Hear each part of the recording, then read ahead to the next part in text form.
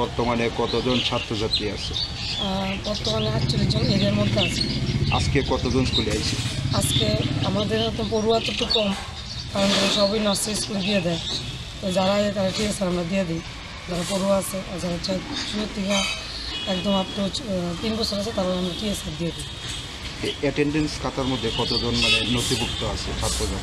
ওই তো আমরা এরিয়া 3 থেকে 0 থেকে একদম 6 বছর অবধি 48 জন আছে। এর মধ্যে উপস্থিত মানে প্রত্যেক দিন উপস্থিত কজন থাকে? উপস্থিত মনে করেন আমরা মানে যেটা আমরা ডক্টর থেকে করা হয়েছে যে 2 জনের বেশি 2 জনের কম যদি মানে 3 জনের কম যদি দেয় তাহলে আমরা টিএসআর দিয়ে দিই। তো যখন আয় না তারা আমরা টিএসআর দিয়ে দিই। তারা তো 3 বছর অবধি আপ টু পাওয়া যায়।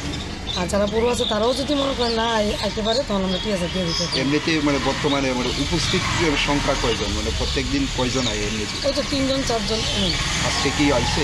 আজকে আইসে না, বেশিরভাগই তারা কিছুই নিয়ে যায়। খাওয়ার ব্যবস্থা কি আছে? ওই তো খিচুড়ি, ডিম, সোয়াবিন, খিচুড়ির সাথে সোয়াবিন। আজকে কি রান্না? আজকে তো মঙ্গলবার, আজকে আপনার ছোলা মুড়ি সকালে আর খিচুড়ি।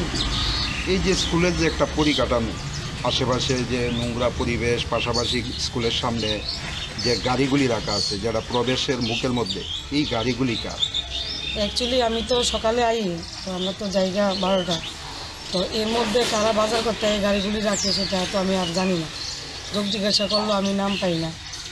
তো এই আর কি, অ্যাকচুয়ালি বাউন্ডারি না থাকার কারণে এটা হচ্ছে। আগে তো বাউন্ডারি ছিল, তো এখন তো বাউন্ডারি নাই বিভিন্ন কারণে। রাস্তা অনেক পুরানো তো বাউন্ডারি, এটা ভেঙে গেছে, যার ফলে গাড়িগুলি রাখা আর কিছু গাড়ি দেখে কেমন হয়েছে যে তারা অস্থায়ী একটা মানে গ্যারেজ বানাইছে আপনারা স্কুলের মধ্যে, তো সেই বিষয়টা কি আপনি জানাইছেন আপনার যে উচ্চ আধিকারিকরা আছে? উচ্চ আধিকারিক বলতে আমি একবার মুখে মানে এমনি কথা কইছিলাম ইয়া থেকে আউটপোস্টে গিয়ে, তো তারা কইতেছে অ্যাকচুয়ালি এটা গোলবাজারে গিয়ে আমরা ওইখানে আমরা ইয়া করি, কিন্তু লক্ষ্য আইসে সঙ্গে সঙ্গে আইসে সেটা দেখছে পরিকাঠামো। তো একবার হ্যাঁ দপ্তর থেকে বলতে মানে দপ্তর থেকে তো আমাদের বারবার হইতেছে, তো আমিও কইতেছি অ্যাকচুয়ালি বাউন্ডারি না থাকার কারণে এমন হইতেছে। তো আমার অবসরে গাড়ি রেখে জায়গা, আবার আমি গেলে বাইক গেলে তুই কতজন রেখে। পাশাপাশি এই অঙ্গনওয়াড়ি কেন্দ্রের মধ্যে বিভিন্ন জায়গাতে নেশার মানে সামগ্রী, মদের বোতল, এই বিষয়টা নিয়ে কী বলবেন? এই তো রাত্রে ওগুর রাত্রে ওখানে দেখেন এলাকার মানুষ তো যার যার ঘরে ঘুমায়, তারা তো আর দেখে না কী করছে।